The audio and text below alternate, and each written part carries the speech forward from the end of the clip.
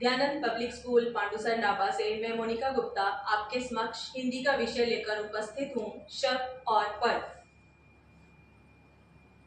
इसके लिए सबसे पहले हम शब्द की परिभाषा के बारे में जानेंगे। वर्णों का सार्थक समूह शब्द कहलाता है, अर्थात जैसे कि क, म, ल, कमल, इन वर्णों के मेल से बनने वाला शब्द कमल अर्थपूर्ण है, क्योंकि इसका अर्थ है एक फूल।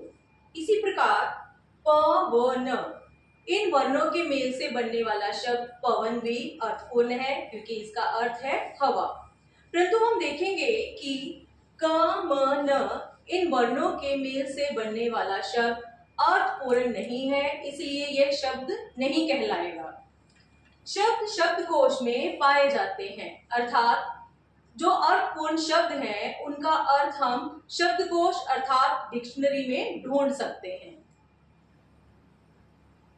आगे है पद की परिभाषा।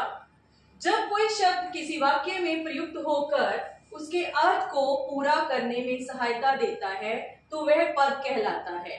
जैसे सुनीता पुस्तक पढ़ती है, रमेश गीत गाता है। अब हम देखेंगे कि इन वाक्यों में प्रयुक्त प्रत्येक शब्द जैसे कि सुनीता, पुस्तक, पढ़ती है, ये वाक्य में प्रयुक्त होकर इस वाक्य का अर्थ पूरा करने में सहायता दे रहे हैं, तो अब ये शब्द न रहकर पद बन गए हैं। पद स्वतंत्र नहीं होते, क्योंकि यह व्याकरणिक नियमों में बंधे होते हैं और यह शब्दकोश में भी नहीं पाए जाते। व्याकरणिक नियमों में बंधे होने का अर्थ है कि जो पद में शब्द प्रयुक्त होते हैं उन पर लिंग, वचन, कारक आदि व्याकरण के नियमों का प्रभाव पड़ता है, इसलिए वे स्वतंत्र नहीं रहते।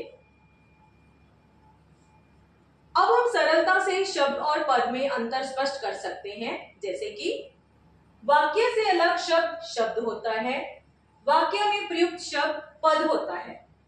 शब्द शब्दकोश में पाए जाते हैं, जबकि पद वाक्य में और भाषा में पाए जाते हैं।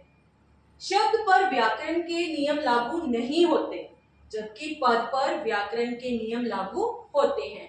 इस अंतर को हम एक उदाहरण के द्वारा स्पष्ट कर सकते हैं, जैसे कि जलज, कक्षा, पढ़ाई, ये सभी शब्द हैं, क्योंकि इनके ऊपर व्याकरण के नियम जैसे कि लिंग, वचन, कारक आदि का कोई प्रभाव नहीं पड़ता और इनके अर्थ हम शब्दकोश में ढूंढ सकते हैं।